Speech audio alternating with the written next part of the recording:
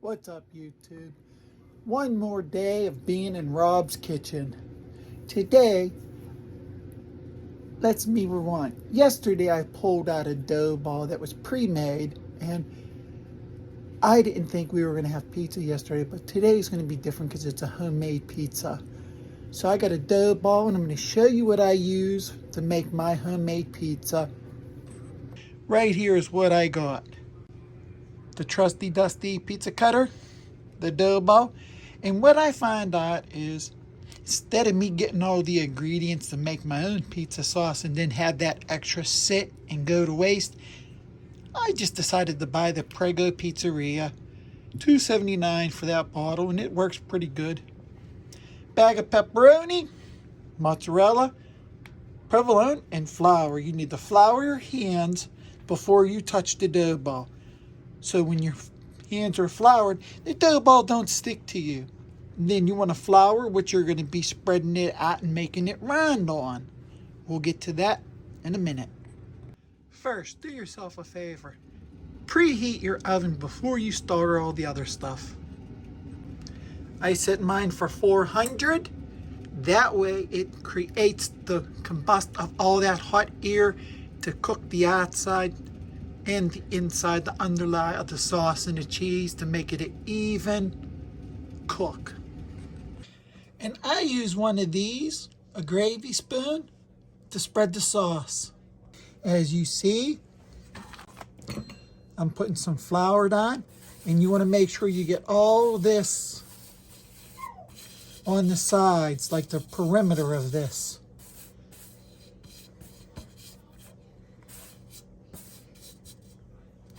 That way the dough don't stick. Now, if this flour gets hard on the surface, do yourself a favor.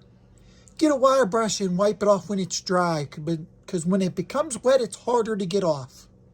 As of now, I'm just doing this and getting the dough ball floured up. So what I want to do is get it sized up. Oh, stop. Right now, I'm just getting the dough stretched. I'm limited in my kitchen with countertops, so that's why. And right now, that's how it looks so far. Gonna give me a little more twisties, and then we'll take a look after that. And this is how I got it so far. Perfectly round, ready to add the sauce. Prego sauce. Crack it open kind of hard with your hand with the flour. Then what I like to do is put a little dab in the middle. Then spread it around. If it's not a lot, you go around real quick around the sides. And always move your wrappers.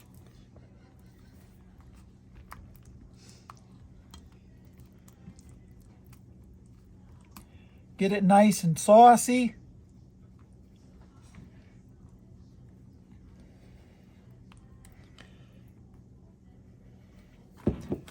There's that. Since I got provolone and mozzarella, I got to get a bowl and mix it. Took a half a bag of each, and now mixed. Adding the cheese, I just go around the perimeter like this. Get it nice and cheesy. Get some up there, get some. What I like to say is I don't want to see any red.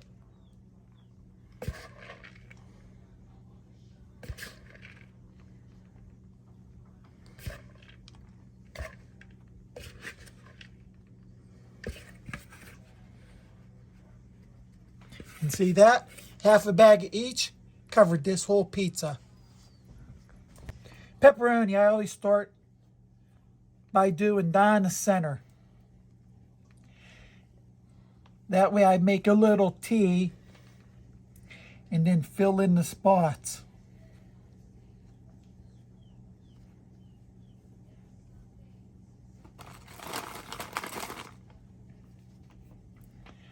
That way you have enough pepperoni. And that's the pizza right there. Clean up your mess. That way you don't have to backtrack. Now, I made a couple of these homemade pizzas myself, and no matter how much flour I put on, it seems to always stick to them pans. So it does, sometimes it don't even matter how much flour you use because it's always going to stick in some spots. And it's not that it's a human ear, it's just the way it is. Now you might be thinking, why is he having pizza 2 days in a row? As I stated, I pulled the dough ball yesterday, so we have to eat it today. I could have made a calzone or anything, but I figured a pizza was easier. And since we're on the pizza reviews, I'll make a pizza. And when you're making a homemade pizza, on the crust, you can melt some butter, add some garlic, add some oregano, and you can make the crust garlicky, such as like garlic butter, garlic bread. But you can make garlic butter the same way and then use it to glaze the crust.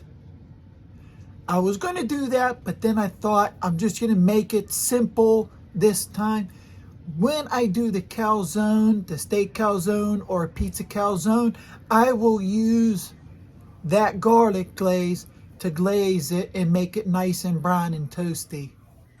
We got 11 minutes, and this is what it looks like so far. Look at that.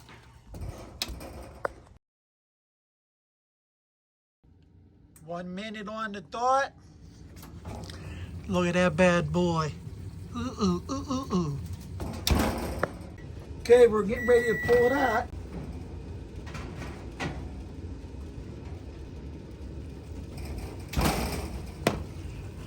And that's what it looks like.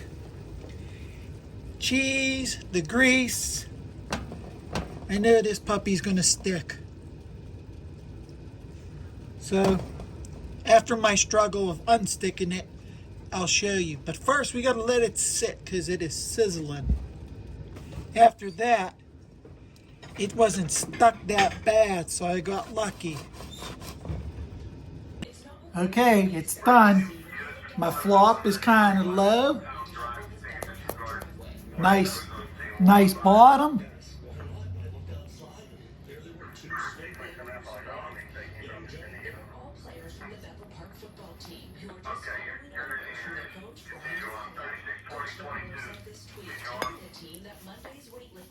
Very hot. You like it? Mm-hmm.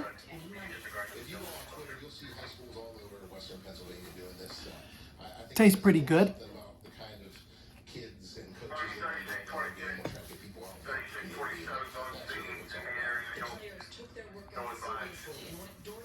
I'm watching the news.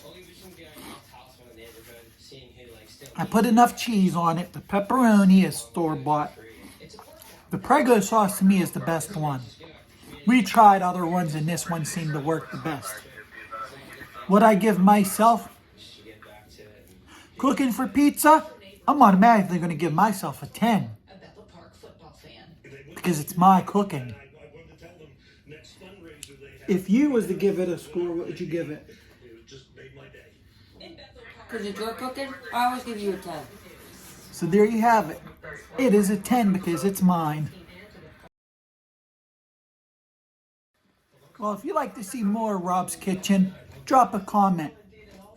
I will try to make more if needed. If wanted, I'll make more cooking videos.